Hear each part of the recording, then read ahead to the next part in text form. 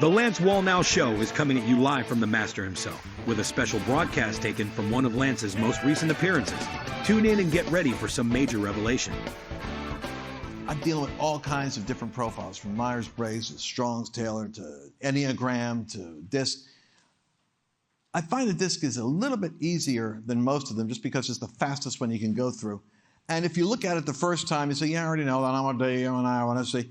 But here's how you learn. There's always more depth to a subject. And so as I've been looking at this, I'm realizing, you know something? There's more dimensions to this thing, because I talked to you earlier about the motivational gifts, how we want to embrace the different types of people that God wants to send. But it's easy to have favor and rapport with someone and release, in a sense, the Spirit of God in order to connect with different people if you speak their language. And since you already know you, once I show you which one you are, or you already maybe know who you are, you'd be surprised at how many people know something cognitively but don't actually apply it. And I'm speaking as someone who teaches. I know this stuff, and as I've been going over it, the Lord says, you really don't. Because you could teach it. But when you're with people, are you actually talking to them in light of the language they speak, or are you still talking to people in the language you speak? And I thought, oh, man. Whoa. And that was kind of like a little bit of a rebuke, because I'm suggesting that if you're an expert people reader, it's like speed dating or people reading, you could really leverage some enormous things. I want to talk about while you're here. A couple of techniques, a couple of skills, and it's amazing how much power you have if you would take the time to simply observe what language the other person speaks. So, for instance, you may be a touchy-feely, kinesthetic hugger, lover, but I'm going to promise you, there's at least 2 out of 4 people in this room that don't want you touching them. And you're not building a bridge when you go hug them. You're weirding them out.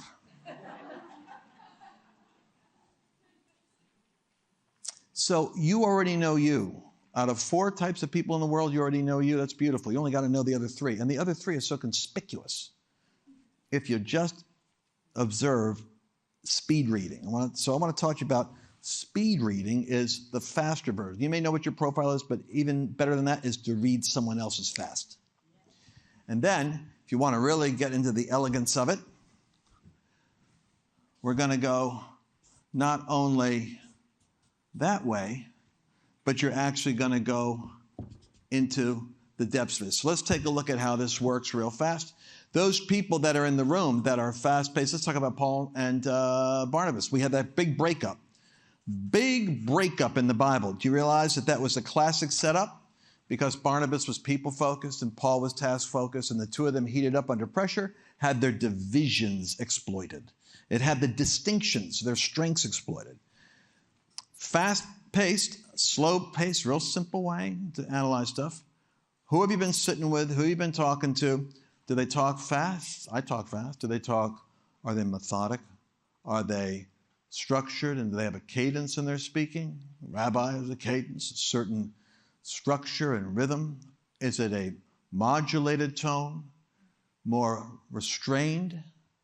Or is it animated and loud, like that, like my son Carl, getting excited? So you've got fast, you got slow, but there's only 2 kinds of people. People that gesture reserved or gesture broadly. Talk fast, walk fast, are moving around doing stuff. And if that's a certain kind of energy. Or they're slow. So offhand, how many people would say that they themselves are more fast-paced? They move fast, they talk fast, they're hustling around. How many of you are more methodic? It's not slow, it's really methodic is the word. I just put slow because I'm lazy. How many of you can't tell if you're fast or slow? Thank you. So this is the other simple one. You're either task-focused or you're people-focused. So who are you more sympathetic with, Paul or Barnabas? Paul, oh. Barnabas, aha. Here's the reality. You're either fast or slow. Fast talk, fast move, fast to the point. Or you're slow. You're either louder or quieter. You're either filling in the space, talking a little loud there in the cabin on the plane, or you're, what was that? What was that? People leaning over. What'd you say? So you're either one or the other. Now here's the fun part. Because I want you guys to do this before tonight. When you come back, we're going to have a little bit of a interesting session with some live people up here on the platform, I think. If you're fast task, meaning move, get it done, get it going, that's your dominant, forceful, direct, straightforward style of get it done. That's what we would call your dominant style. Fast task. D. Where are the people that are fast task? In the Bible, they're called like lion, the four faces of Jesus, really, on the veil of the curtain that was in the Holy of Holies. Four faces of Jesus. Lion, eagle, oxen, and the face of man. It's right here. It's these styles. So how many lions do we have in the room here? You're pretty much task-focused, aggressive, bottom line, like to get it done, want to move forward. You appreciate the entertainment, but you don't want to waste your time. Okay. Now, if you're fast pace, energetic, talk, run, jump, this is the I part. This is the face of man, the communication, the gregarious part of the Godhead. What's interesting to me is that the tone, and you have this in the back here on your papers here. You got fast, you got slower, you got your task versus people, you got your task versus people stuff. But notice something. The tone of the dominant person is demanding. It's kind of like that's the way you are. You like to demand stuff. It's a little bit like Linda there today, shouting out there from the table, "You only did 6. Took me a while to figure out who it was, but after my eyes focused, I said, I figured it was Linda. Kind of demand there, control the room, take over. I know, and you are an I. And so if you're a D who thinks you're an I, then you are going to be friendly. Anyway, but I want you to decide. People fast. Annabelle, for instance, has a lot of IS. Could you see it when she's jumping around here? And whee! I like a little 7-year-old. I keep sending Liberty Sparks up here. She's so fun. She's so hilarious. I want you all to see what free child energy is. So I have to get my Liberty dose every now and then. I go back, I'm looking for Liberty, so I need to have energy. But she's so hilarious because I said, honey, you've got to go up there because her dad's doing he's on the stage over here doing the live stream. And so while he's talking, Larry Sparks there talking and trying to make sense, got his Bible, and there she is jumping around behind him. So I love it. I'm looking at the picture, and she's like jumping up and down. But what was so funny to me and so brilliant is I said, honey, there's the music. You got to go up on the stage. You got to dance. She goes, oh. She goes up there, and here's the amazing thing. It was between the first song and the second song, and there was no music. And she's going. And I thought, I never would have known. She's got the music in her head. She didn't even need it in the room. I would have been waiting for the music to start. But she's jumping and leaping. I'm thinking, what's she doing? I said, get up and dance. She's dancing without the music. Then the music kicked in. She was right there. And then she was trying to call me up. And I thought, I don't know. I'd do it, but I don't know if people are ready for that.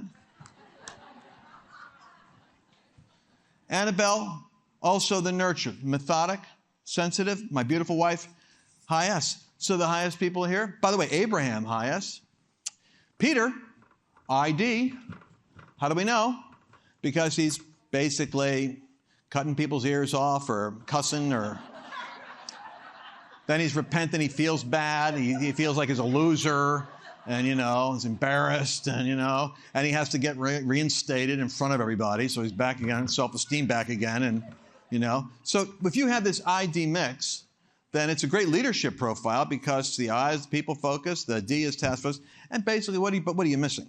You're missing this part down here, which is the the more nurturing. This is the oxen. And so what's happening is the connection isn't happening with people at the level it's supposed to happen. 65, 70% of people are S's, but most of the folks that come to my program are not. I don't know why it is, but we have a percentage of you are. This is the Abraham style, but the S is the more nurturing. So you see, if you've got connection and nurture, then you're not basically driving us to new heights. You're picking up the stragglers and helping them out. By the way, of the three, which one do you think is going to be taken advantage of the most? That's why we need to be wise as serpents. They get taken advantage of by other people. And then finally, you got the C over here. This is the eagle, oxen, man, lion, eagle. And of course, the eagle is methodic. Never, I shouldn't use the word slow, because in fact, they're methodic. They're not slow. They might be driving the speed limit, actually. Everybody else is speeding. With the instability happening in the market right now, and with inflation going up and the dollar in its seems to be in its free fall, we're watching the stock market make some terrible reckoning adjustments. And where are people going? Well, when cash is unstable, people put their money in a store of value, gold and silver and precious metals. What I didn't know till recently, and I should have known it, is that you can take your 401k and you can actually convert it and put it into an account that has silver and gold. That means that your 401k retirement savings is going to be in silver and gold. So as the dollar starts to get unstable or decline, your gold and silver value is guarding your retirement. Now, this is the tax-exempt strategy that Birch Gold can advise you on. You want to go to lancewallnau.com/Birch. Talk to one of their consultants, download their report, and learn how you can convert a 401k or your retirement plan into gold and silver accounts, secure and protect your money and have peace of mind. lancewallnau.com/Birch. Download the report, talk to the consultant. There's no obligation. That's what I'm recommending people do. These are people that aren't moved by the emotion, the appeal, the music. They're analytic. They're taking in information. And so they're task-focused, more methodic. That's the eagle right there. Now here, what you see is the D's and the C's, unfavorable environment. You ready for a little? This is like going a little bit deeper. And then I'm going to give this to you because I want you guys to fill it out on your own, but I want you to come with it filled out for tonight. This is the deeper part of this that I desire you to see. These people, the D's and C's, tend to see the world as an unfavorable place. What that means is they see the world as fallen, and you need to either subdue it or be careful because somebody's going to mess you up. So you see the D's and the C's, their orientation is basically they sense the world is in a fallen condition. And so their orientation is, in a sense, the world's a negative place. But by the way, it doesn't mean they're negative. It's like Donald Trump at a rally. It's like the more opposition there is, the more excited he gets. These people thrive on the challenge of overcoming the environment. That's why they get into the information, or that's why they exert their energy to shape it. But I want you to see how this works. The D's and C's by nature. The reason why they're less people-focused, more this energy, is because the world is not a safe place. It's a fallen place, and you have to subdue it. On the other hand, these people over here with that little liberty energy, they see the world as, wow, wonderful. I'm going to sell this. I'm going to go dance on the stage. Favorable. It's full of potential. I'm going to go to a dream trip. Wow. So they see the world in terms of a social, harmonious, optimistic. Everybody focuses on the negative. Why don't they focus on what God's doing? You know, it's like people get all negative. I'm excited about what the Lord's doing. So if you're like a pure in this category, the whole world's this way. Now, honestly, this is the part that just is wisdom. Which one's right? That's the genius of it. Any one of them is right depending on the situation you're in. That's the fascinating thing.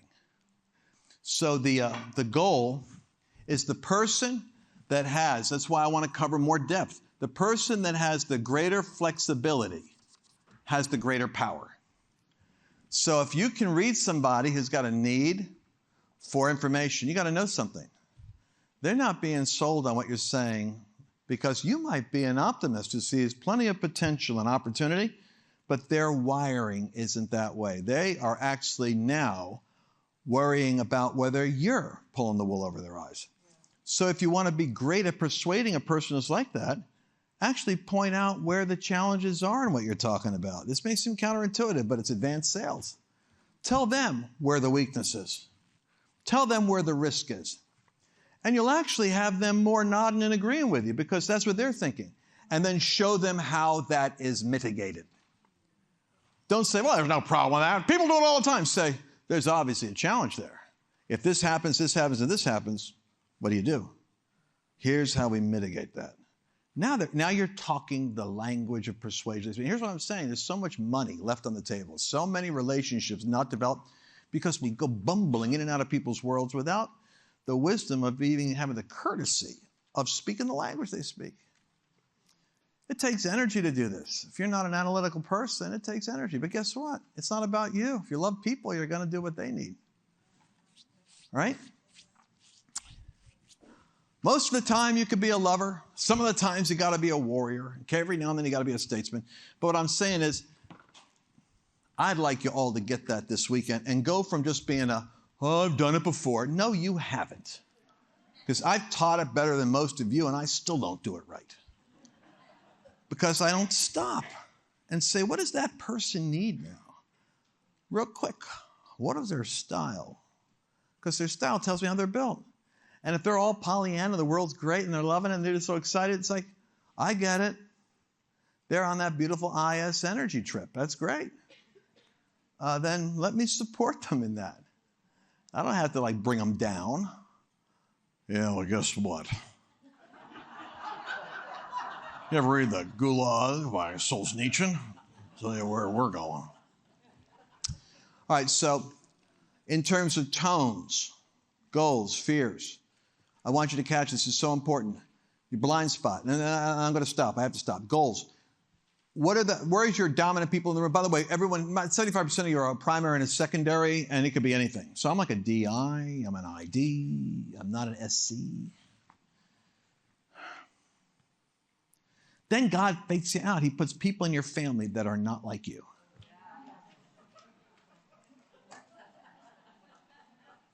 He gives you the most important relationships are not like you. And you wonder why there's a little gap there in the connection. If you've got that dominant thing, if you're one of those leaders, let me tell you something. You got an issue when it comes to controlling things. I'm going to tell you, remember this. So you want to write this down if you've never heard the saying before. Any strength that God gave you, overextended, becomes your greatest weakness. Any strength. Ever notice this? The devil never takes you out where your weaknesses are. I know we always say, got to watch you guard your weaknesses. It's a mystery to me. God really doesn't allow the devil to take you out in your weakness. Almost every time I've seen someone taken out, it's in a strength overextended. It's like the devil can't, it's a strange thing. The devil, if you're a leader, let me tell you something. It's going to be the time you went and picked the fight you weren't supposed to be in that you get in trouble. Because your natural tendency is go, go, go, and, take and do this. And all right, okay. Let's see. What you probably need in your team is somebody who's the exact opposite of you, which is why God puts us in families where we can learn how to love the difference. If you're an influencing person, your biggest issue is going to be rejection. Well, so what do I know? If I know this, the devil sure knows it. So where can we get you to compromise because you're going to look bad? Or where can we, God help you, make you look bad, and then you're going crazy because that's like me. I'm dying. I'm looking at 500,000 people watching me in a distorted 1.5-minute commercial. I'm thinking, I can't believe this. But you know what? I got enough eye in me, so I don't like the way that looks. So don't laugh.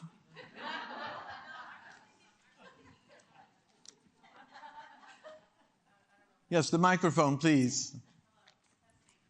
It's coming. It's coming. It's coming. Is it? There we Yes. go. No, I was thinking you have enough I in you that even the negative coverage is still coverage. That's what I was thinking. Still have people looking at you. Well, Yay. that's true, and that's what mitigates the pain. Did I say it was 500,000? 500,000. 500,000 people who didn't know who I was now know me. Steadiness, the supportive, the stability, but the fear of change. So what does that mean? That means that in many cases, the hardest problem some of you are going to have is cutting people off. If you got the S, trust me, the D's are already agreeing with me. Yeah, I'm getting rid of that person when I get home. Yeah, I'm going to tell that one right there. I was thinking about that. I'm glad he said that. But you see, that's the S's are the ones who are like, oh no. Like they're ready to rescue the person right now. Like I'm going to tell them what I learned and tell them I'm going to start all over with them. And this is the first. So that change and support. So the fear is instability. But then again, of course, you can tell what you're going to need in your life. Change. In terms of the cautious, critical, the critical thing, that's the C. That's the C. Can I say something to the people that have that high C ability? How many of you are like that? You're analytic, high C, you catch the details, right? Do you know what the danger of that is? That jeweler's eye is a great gift. It enables you to be able to see the imperfections so that you can make perfection happen. Do you want to know what the danger is? The danger is you can turn it on yourself. And then that same hyper magnifying lens can find any fault in the diamond, and you know what happens. The moment you find the fault, you obsess with it. You could do it on your loved ones. You could do it with your wife. You could do it with your kids. You could do it with your job. You could do it with your walk with God. But what I want to say is that the tone of you dominant people in the room, do you sound demanding?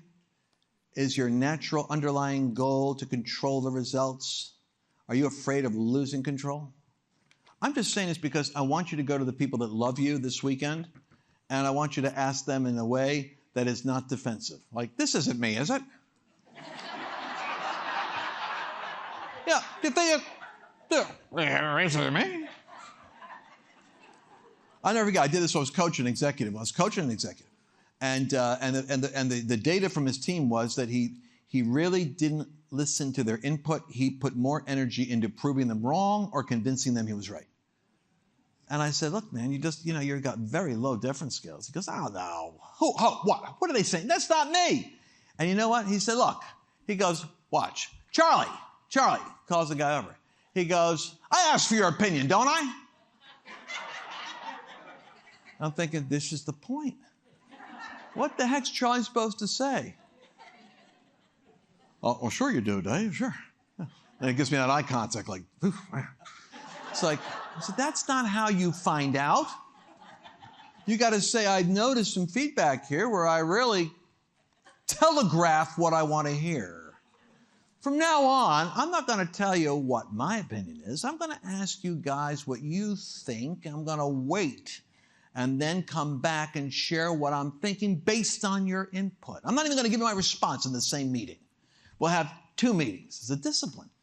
And it was killing him because what it meant was on every issue he felt strongly, and this is the way a lot of you are, you're high, strong leaders, you can't telegraph your preference. You have to ask them. And then you take it in. Then you come back and you share that you've listened to them and this is what you're thinking. Now you share your perspective. And hopefully you'll actually let your perspective get shaped by what you heard rather than I got to wait a day and I'll tell them what I'm going to do. Tend to communicate in a friendly tone. Okay, that's good. Goals, acceptance, and approval. Loss, rejection. So that's kind of meek. Hey, how about the S's in here? Are you maintaining peace because you're uncomfortable with disharmony? See, some of you don't. Some of you get stressed out. You feel it in your gut. If there's distress, if the people aren't getting along, if there's not harmony, people aren't happy. That's not good. So you feel it down here. What you have to do is you have to be like some of the D's. You have to actually enjoy the conflict. Well, not really. But you have to be able to recognize that your response to the tension of people or something is getting in the way, maybe, of you being comfortable being uncomfortable. and therefore you might be trying to rescue people in fix situations that God isn't asking you to rescue or fix. Make sense? It will before we leave this weekend. But doing things right, the underlying fear with the C is undefined disorder. Not really.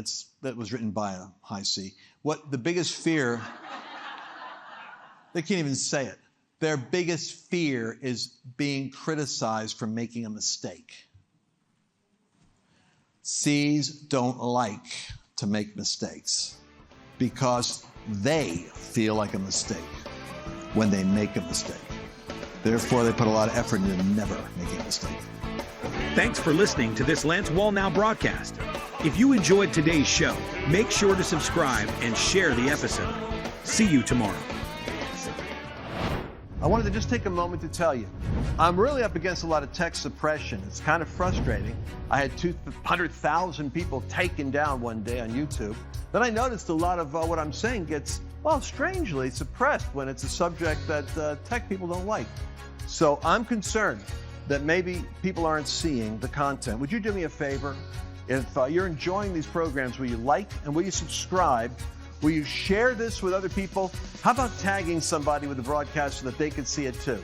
And if we ever get taken down, the only way we're going to stay together is if you've already subscribed to being with me on LanceWallnau.com.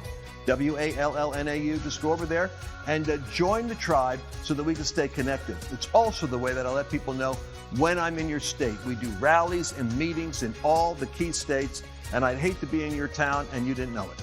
Go to LanceWallnau.com and subscribe.